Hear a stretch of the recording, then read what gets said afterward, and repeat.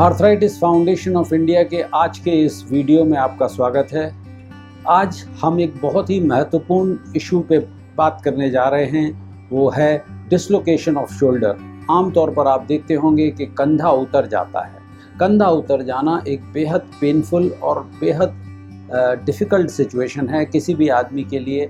कई बार जो है वो इतना ज़्यादा फंक्शनली लॉस हो जाता है कि आदमी 5 मिनट काटना मुश्किल हो जाता है।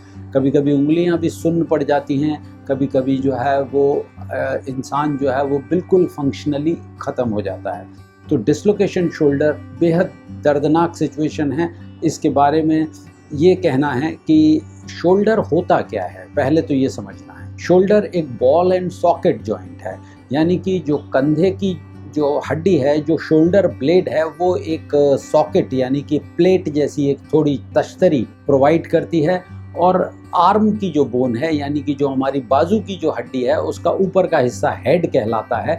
वो हेड उस तश्तरी के ऊपर रेस्ट करता है, यानी कि बॉल और सॉकेट। लेकिन बॉल की साइज़ तश्तरी से 6 गुना बड़ी है, इसलिए ये जॉइंट बेहद एक्टिव है, यानी कि इस पर 180 डिग्री का मूवमेंट हो सकता है। आपने आमतौर पर क्रिकेट के खिलाड़ी देखे होंगे कितनी ज़ोर से कंधा घुमाते हैं। ये इसी वजह से हो पाता है क्योंकि बॉल 6 गुना बड़ा है और तश्तरी बहुत छोटी है, मूवमेंट को रेस्ट्रिक्ट नहीं हो पाता और बहुत अच्छे से घूमता है। लेकिन यही इस जोड़ की खूबसूरती है और यही इस जोड़ की कमजोरी भी है। कमजोरी इसलिए क्योंकि यूं कि वे हाइपर मोबाइल जॉइंट है, इसलिए जल्दी से निकल जाता है। इसका रीइंफोर्समेंट जो है वो सिर्फ एक तश्तरी के चारों तरफ, एक जैसे छत के चारों तरफ एक मुड़ेल होती है, उसी तरह से एक छोटी सी लेब्रम के रूप में एक मुड़ेल होती है। और रीइंफोर्समेंट के लिए कुछ रोटेटर कफ और दूसरे लिगामेंट्स होते हैं जो कंधे को उठाते भी हैं और जो कंधे को चारों तरफ से बांधते भी हैं। एक कैप्सूल होता है, यानी कि जिसके अंदर पूरा जॉइंट होता है, जिसके अंदर ग्रीसी मटेरियल होता है, जिसमें कंधा चलता है। यानी कि जो कंधा है वो मोबाइल भी है लेकिन सिक्योर है, लेकिन कमज़ोर भी है, क्योंकि इसीलिए वो निकल जाता है। आमतौर पर जो 95% डिसलोकेशन होते हैं वो आगे की तरफ होते हैं, यानी कि छाती की तरफ होते हैं। इसलिए क्योंकि आगे की तरफ से लेब्रम उखड़ता है जब हम बाहर की तरफ एब्डक्ट और एक्सटर्नल रोटेट करते हैं, यानी कि 70 डिग्री का जो हमारा एब्डक्शन है और 30 डिग्री का एक्सटर्नल रोटेशन है। इस पोजीशन में, ये पोजीशन में हमेशा जल्दी से कंधा निकलने की टेंडेंसी होती है। और अगर फोर्सफुली किया जाए, जो मुड़ेल जो तश्तरी के चारों तरफ है, जिसको लेब्रम बोलते हैं, वो उखड़ जाता है और कंधा बाहर निकल आता है। आमतौर पर क्रिकेट खेलने में, हॉकी खेलने में, टेनिस खेलने में, बैडमिंटन खेलने में, एक्सीडेंट्स में, या कभी कभी जोर से जो सीजर या एपिलेप्सी के मरीज हैं उनको दौरा पड़ता है, उस दौरान इन सब चीज़ों से कंधे के बाहर निकलने के चांसेस होते हैं। ये 2 से 4% कभी कभी कंधा पीछे की तरफ भी निकलता है।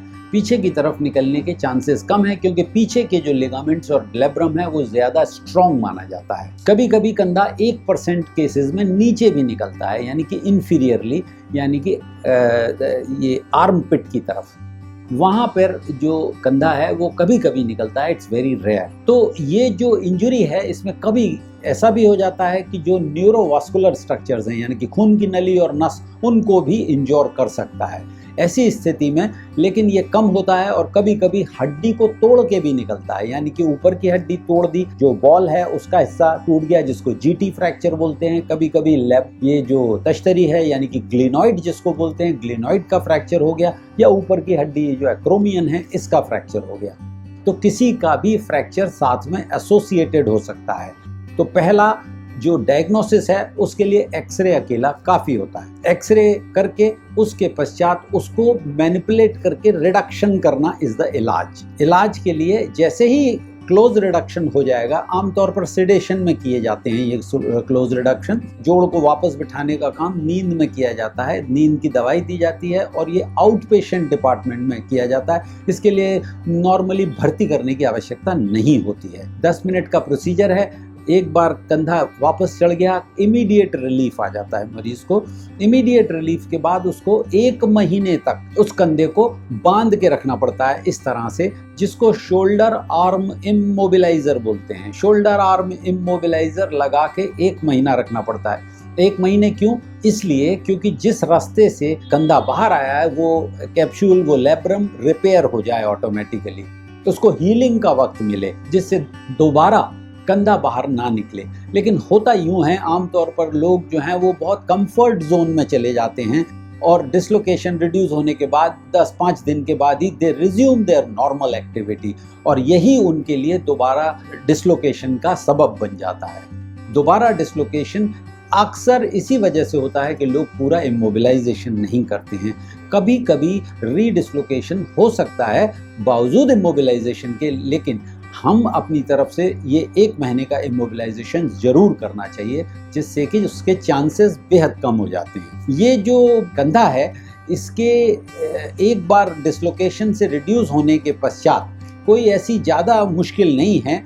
बस यही है कि टेक होम मैसेज कि इसको रिडक्शन करना है और उन मूवमेंट्स को नहीं करना है ज़्यादातर जिनसे कि कंधा निकले, और रिकरेंट डिसलोकेशन को अवॉइड करना है। That is the idea.